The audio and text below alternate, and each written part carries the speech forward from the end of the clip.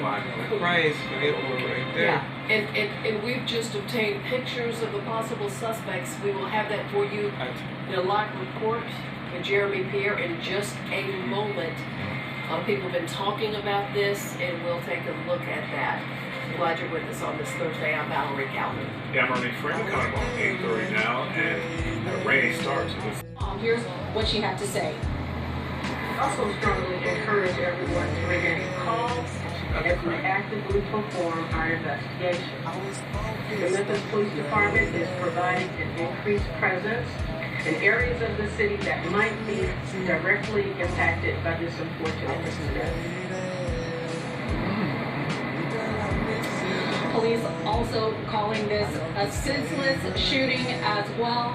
And all those that we spoke with yesterday also mentioning that something more needs to be done about crime in Memphis. In fact, Commissioner Sawyer, Senator Robinson, some of the city council members, some of my fellow commissioners, and so Representative G.A. Hardaway. So I think the leaders are ready, and I said that we likely need to coordinate with Sheriff Bonner and Chief Davis, and of course bring in the mayor, and then I think we need to bring in some of those community organizations which have been out for years, such as Heal the Hood and others, to bring them to the table. And I think it's time. You know, I don't want this to go by and nothing happens. We said thoughts and said prayers, and a week later we moved on to the next day. I think we have to put our foot down, and we really have to take a deep look at what's going on in crime in Memphis, and this is the time to do it right now.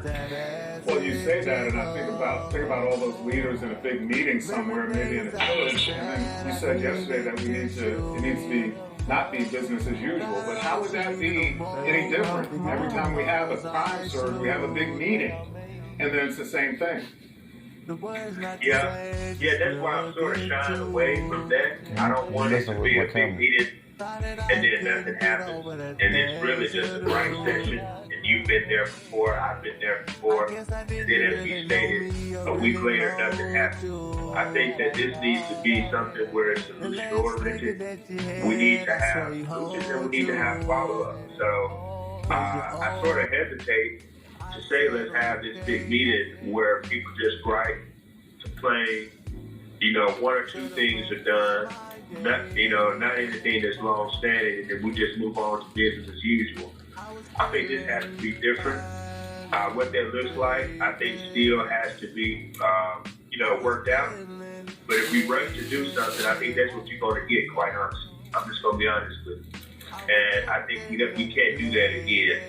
At your screen, folks, it's a very vivid. You see that these men both have guns in their hand. One, a handgun. Another looks to be what they call in certain communities a chopper.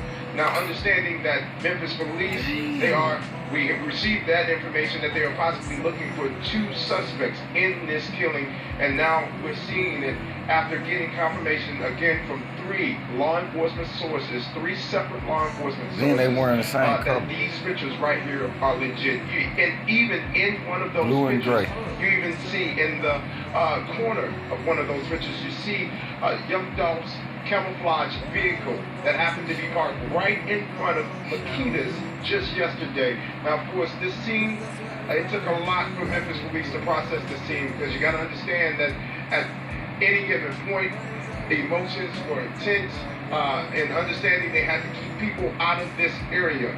But again, three separate law enforcement sources basically confirming that these are pictures of the gunman responsible for killing young Dolf. Now, of course, we're going to continue to follow up on the story, and even back here live this morning, you see that people are beginning to build a memorial for young Dolf here in front of Makita's.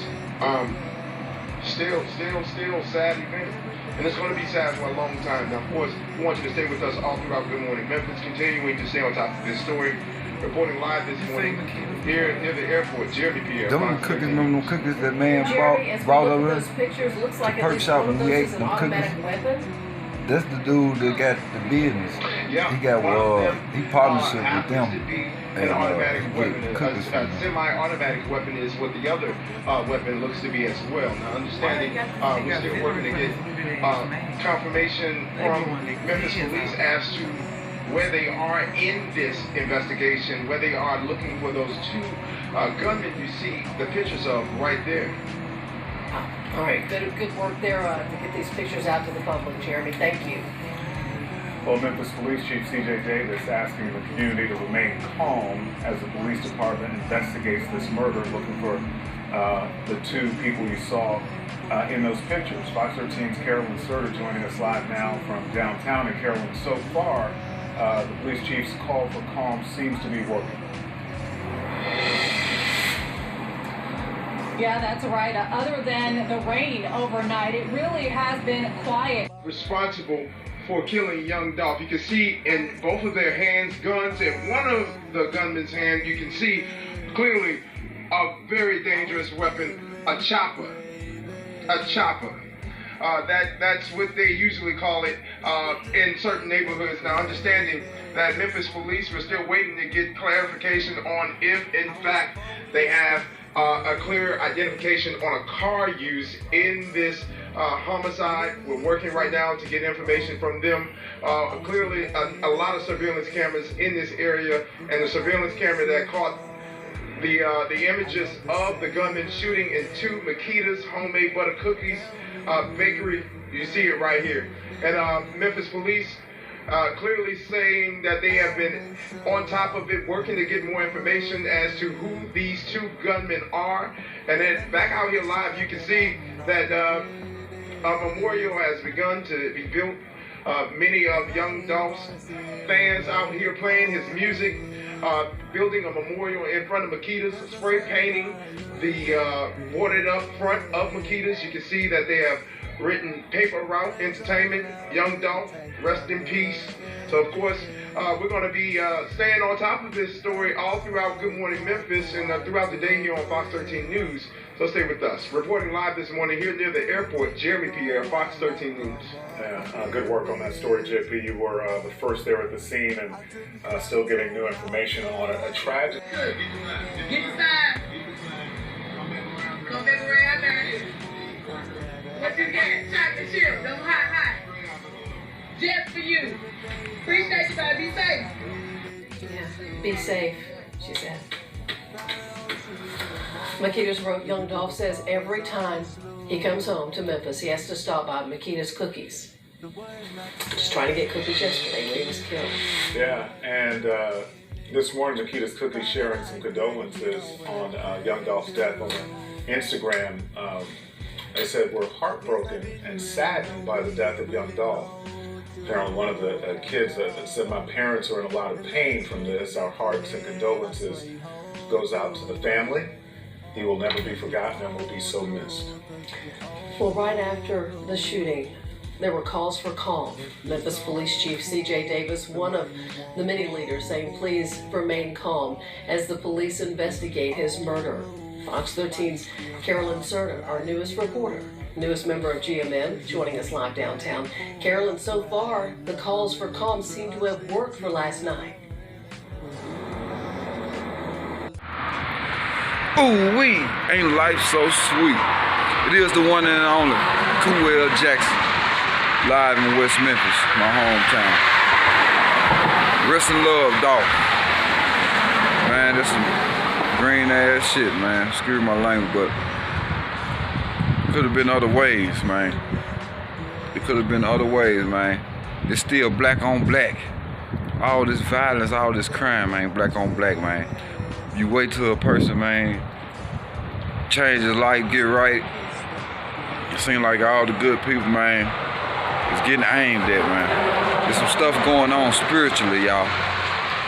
And all the good people, man, is targeted. So I'm saying, if you got it in your heart, man, pure, and everybody always against you, and all you do is the right thing, no matter what you do is wrong to other people, more likely you're a chosen one. You need to change directions, change environments, and your location. Because the people that's around you ain't doing nothing but holding you down and dragging you through the mud so you won't reach your peak.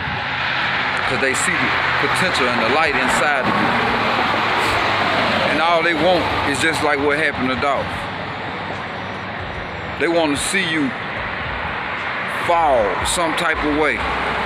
Either in your mind, your career, or whatever that you got going on, you setting goals for yourself, they don't want it to happen.